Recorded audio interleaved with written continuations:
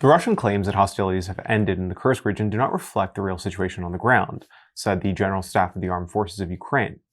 In a Telegram post on May 22nd, they stressed that Ukrainian defense operations are continuing in designated directions of Kursk's border areas, inflicting effective damage on the enemy. Since the start of the operation in the Kursk sector, Russian forces have suffered losses of 63,402 personnel and 5,664 units of Russian weapons and military equipment, the General Staff reported. Meanwhile, Russia's leader Putin visited Kursk this week, according to state-controlled RIA Novosti on May 20th, describing it as his first to the region since the, quote, its full liberation. Ukrainian police continue to evacuate the elderly and sick from the city of Pokrovsk in the Donetsk region. Footage was published by Reuters on May 21st of a police crew searching for civilians affected by the constant Russian bombardment on the city. The National Police of Ukraine stated on Telegram that efforts to evacuate people in dire need of shelter is never ending. Regular patrols brave the ruined city in order to rescue whoever they can. A hotline is also operational for those who require immediate evacuation. My family was trying to find me for months. They finally found me today and told the rescuers to evacuate me right away.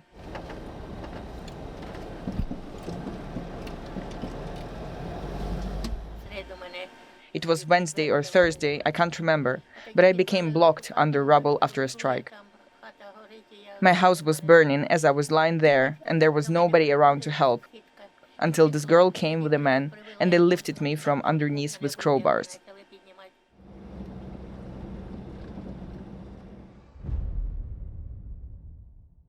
Drones struck a Russian defense hub in Tula, with multiple explosions reported overnight on May 22nd by Russian authorities. Tula, home to several defense industry facilities, came under sustained drone attacks, with the regional governor saying that Russian air defenses intercepted a 10th wave of aerial strikes by 6 a.m. on Thursday. The Ukrainian Center for Countering Disinformation stated that drones hit military facilities scattered across the city. Authorities closed Tula's airspace to civilian flights in the lead-up to the attack, while local residents reported internet outages. U.S. Senators Richard Blumenthal and Lindsey Graham have introduced a bill proposing new sanctions on Russia, including 500% tariffs on imported goods from countries that purchase Russian energy resources. This is according to a bipartisan statement published on Blumenthal's website on May 21st. He says that while a majority of the senators yearn for peace, that Putin is playing games, and the U.S. Senate will react if these games continue. Blumenthal, a Democrat, and Graham, a Republican, say that the bill has the support of 81 senators.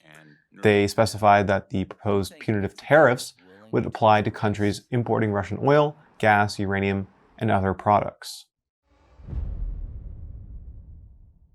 Ukraine is fully prepared to open the first negotiation clusters on European Union membership, said the Ukrainian president on his evening address on May 21st. I held several international calls today. I spoke with the president of the European Council, Antonio Costa, and updated him on talks with the United States and relevant agreements with other European partners. We are also preparing in detail for the negotiation process on Ukraine's EU accession. On our side, everything is ready for the launch of the first clusters. Additionally, Zelenskyy spoke with Polish Prime Minister Donald Tusk, noting the importance of Poland's current presidency of the EU Council. Zelenskyy also discussed potential meeting formats and avenues for joint cooperation with NATO in talks with the alliance's Secretary General, Mark Rutte. Iran's parliament has approved a 20-year strategic cooperation agreement with Russia, reported Iran International on May 21st. The wide-ranging deal, which includes 47 articles, formalizes long-term collaboration on key issues such as military, trade, energy, and global positioning. The Pact also lays out plans for a comprehensive military technical alliance, including joint exercises, military education, and the potential transfer of arms. Lawmakers suggested this could pave the way for Iran to acquire advanced Russian military hardware, such as air defense systems, fighter jets, and naval equipment. The agreement follows a period of growing Iran-Russia military cooperation, particularly since the start of Russia's full-scale invasion of Ukraine in 2022. Finland's president, Alexander Stubb, stated that technical negotiations between Ukraine and Russia could resume next week in the Vatican. This was reported by Finnish broadcasting company YLE on May 21st. Stubb also emphasized that the United States has not stepped back from its role as a mediator in the talks.